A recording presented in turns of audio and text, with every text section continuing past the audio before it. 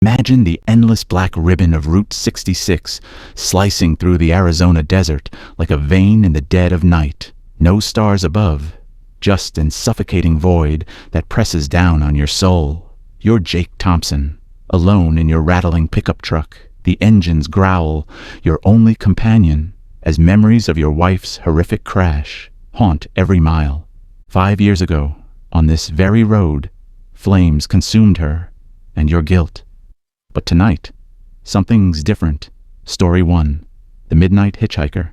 Jake Thompson gripped the steering wheel of his battered Ford pickup, the engine humming steadily as he barreled down the endless ribbon of Route 66 through the Arizona desert.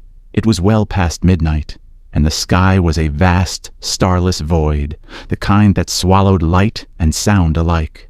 He'd been driving for hours, fleeing the ghosts of his past in Los Angeles, specifically the memory of his wife, Emily, who had died in a fiery crash on this very highway 5 years ago. The accident had been ruled a mechanical failure, but Jake knew better. It was his fault for pushing the old car too hard that night. The radio crackled with static, occasionally catching snippets of a late-night talk show discussing urban legends. Jake chuckled to himself, turning up the volume to drown out the silence. That's when he saw her. A lone figure standing by the roadside, thumb extended in the universal gesture for a ride. She was young, maybe mid-20s, with long dark hair whipping in the faint desert wind and a backpack slung over one shoulder. Her pale skin almost glowed under the headlights as he slowed to a stop. "You okay out here?" Jake called through the open window, his voice rough from disuse. She smiled faintly, her eyes catching the light in a way that made them seem almost luminescent. "Car broke down a few miles back. Name's Lily. Heading to the next town. Any chance of a lift?" Jake hesitated. Hitchhikers were risky, especially at night, but something about her vulnerability tugged at him. "Hop in," he said, unlocking the door. As they pulled away, the desert resumed its monotonous scroll outside the windows. Lily settled in, her presence filling the cab with a subtle chill, like she'd brought the night air inside with her. "Thanks," she murmured. "Not many folks stop these days. Too many stories about what lurks out here." "Stories?" Jake glanced at her, intrigued despite himself. "Oh, you know, the usual. Ghosts of travelers who never made it home. They say this stretch of road is cursed. Accidents happen. People vanish. Some hitchhikers aren't what they seem." Jake forced a laugh. "Superstitions. I've driven this road 100 times, nothing but sand and coyotes." Lily's smile widened, but it didn't reach her eyes. "Maybe, but I've heard tales of a woman who appears on moonless nights, luring drivers to their doom. They say she died in a crash, her spirit trapped, seeking company in the afterlife." A shiver ran down Jake's spine. It sounded too close to Emily's story. He shook it off, changing the subject. "So, what brings you out here? Traveling alone?" "Running from something, same as you," she replied cryptically. "Everyone's got secrets on this road." The conversation lulled, and Jake focused on the dotted white lines blurring past. But then the radio static surged again, this time whispering faintly. His name? "Jake. Jake." He fiddled with the dial, but it persisted, growing clearer. "Remember the crash, Jake?" "What the hell?" He switched it off entirely, heart pounding. "Did you hear that?" Lily tilted her head. "Hear what? Maybe it's the wind. Or perhaps one of those ghosts I mentioned." Unease settled in Jake's gut like a stone. He pressed the accelerator, willing the truck to eat up the miles faster. Shadows began to play tricks on the periphery of his vision. Dark shapes darting across the road, gone before he could focus. Were they animals or something else? To distract himself, Jake asked about her life. Lily spun tales effortlessly. Growing up in a small desert town, dreams of Hollywood dashed by tragedy. But as she spoke, her stories veered into the personal. "You lost someone here, didn't you? A woman. Emily, right? Blonde hair, loved stargazing. The brakes failed on a curve. Flames everywhere." Jake slammed on the brakes, the truck skidding to a halt on the shoulder. "How do you know that? I never told you her name." Lily's expression remained serene. The road whispers secrets to those who listen. It knows your guilt, Jake. You argued that night, distracted her, pushed the car too hard. Sweat beaded on his forehead despite the cool air. "Who are you? Get out!" But she didn't move. Instead, she reached out, her hand brushing his arm. Ice cold, like touching a corpse. "We're almost there. Just a little further." Jake floored the gas, desperate to reach civilization. The next town was only 20 miles away, marked by a flickering neon sign for a motel called Desert's End. As they approached, the whispers returned, not from the radio, but from the air itself. Emily's voice, pleading, screaming. Finally, the motel loomed ahead, its vacancy sign buzzing like angry insects. Jake pulled into the lot, tires crunching gravel. "This is your stop. Out. Now." Lily stepped out gracefully, turning back with that unnerving smile. It stretched wider than humanly possible, revealing teeth too sharp. "Thanks for the ride, Jake, but you never really escaped that crash. See you soon." He peeled out, watching her in the rearview mirror as she stood motionless under the sign's glow.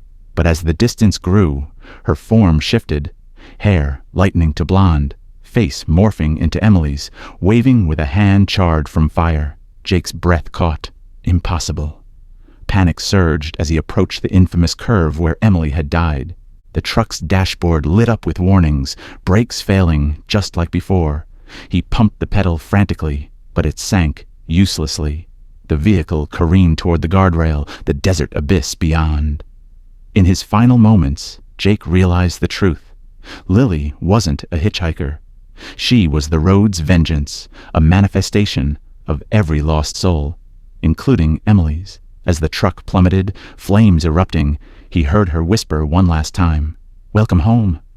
The next morning, passers-by found the wreckage. No body inside, just a faint outline of a woman in the passenger seat, smiling eternally. Story 2. The Basement Echoes. Sarah Mitchell stood in the foyer of her grandmother's old Victorian house in a quiet Chicago suburb, the key still warm in her hand from the lawyer's office. The place was a relic, all creaking floorboards and faded wallpaper, inherited after Nana's sudden passing from a heart attack. "Stay out of the basement alone," Nana had always warned, her eyes distant. "Bad memories down there." Sarah dismissed it as elderly superstition. At 32, fresh from a messy divorce, she needed a fresh start. The house was hers now, a chance to rebuild. She spent the first day unpacking, the rooms echoing with solitude. That night, a storm raged outside, thunder shaking the windows like angry fists. Unable to sleep, Sarah tossed in the four-poster bed, the wind howling through cracks. Then, from below, faint sounds drifted up, whispers, like voices muffled by walls. Her name? Sarah. Sarah, mingled with childish giggles, innocent yet chilling. Curiosity gnawed at her. Flashlight in hand, she crept downstairs, the air growing cooler with each step. The basement door was at the end of the hall, its paint chipped, lock rusty. She turned the knob, hinges groaning in protest. The stairs descended into darkness, the beam of her light cutting through dust motes like a knife. The basement was a labyrinth of boxes, old furniture draped in sheets, and forgotten relics from decades past. The whispers grew louder, echoing off the concrete walls, fragments of conversations, arguments from her childhood. "You shouldn't have done that, Sarah. Why did you leave us?" Her parents had died young, in a house fire when she was 10. Nana raised her after that, but details were hazy, buried in trauma. Shaking off the unease, Sarah explored deeper. An antique mirror caught her eye, propped against a wall, its frame ornate but tarnished. As she approached, the glass fogged, as if someone breathed on it from the other side. In the reflection, Sarah saw herself, but not quite. The eyes were hollow, shadowed, mouth moving silently, forming words she couldn't decipher. "What is this?" she whispered, touching the glass. It was warm, pulsing faintly. The echoes intensified, turning to pleas. "Help me! Trapped!" It was her own voice, older, desperate. Panic rising, Sarah backed away, but tripped over a box, spilling yellowed photos, her family, smiling in front of this very house, before the fire. Thunder boomed overhead, and the basement light flickered. Wait, there was no light. She'd only brought the flashlight. Yet shadows danced as if from an unseen source. She scrambled up, racing for the stairs. The door slammed shut above her, lock clicking into place. "No!" Sarah pounded on the wood, flashlight beam erratic. The whispers became screams. Her screams, echoing future pain. "The fire, it's coming." Realization dawned. The house wasn't haunted by Nana. It was a temporal trap, the basement a nexus where past and future collided. The mirror showed her future self, warning of the impending blaze caused by faulty wiring, sparked by the storm. Smoke began to seep under the door, acrid and thick. Sarah coughed, eyes watering. She turned back to the mirror, her reflection now frantic, gesturing wildly. "Break it! Break free!" With a surge of adrenaline, Sarah grabbed a nearby crowbar, swinging at the glass. It shattered in a cascade of shards, each piece reflecting fragmented horrors, flames licking walls, her body burning. But as the mirror broke, the basement warped. Time folded. She felt herself pulled into the reflection, swapping places with her future echo. Now, she was the one in the glass, watching her past self flee up the stairs as the fire roared. Trapped eternally, Sarah screamed silently, her warnings echoing for the next unfortunate soul. The house stood silent once more, waiting. Story 3. The Forgotten Cabin. Mark Reynolds, Lisa Harper, and Tom Nguyen pulled up to the remote cabin in the heart of West Virginia's Appalachian Mountains, their SUV crunching over fallen leaves. It was a weekend getaway, a break from city life in Pittsburgh. Hiking, bonfires, no cell service. The locals at the gas station had warned them, "Stay on the trails. Folks go missing in those woods. Something out there mimics voices, lures you in." They laughed it off as hillbilly folklore. The cabin was quaint, log walls and a stone fireplace, surrounded by dense forest that seemed to swallow sound. First night, they built a roaring fire outside, roasting marshmallows and sharing stories. Rustling in the trees interrupted, branches snapping, a low growl that echoed unnaturally, like it came from multiple directions. "Probably a bear," Mark said, though his voice wavered. Lisa shivered, pulling her jacket tighter. "Let's go inside."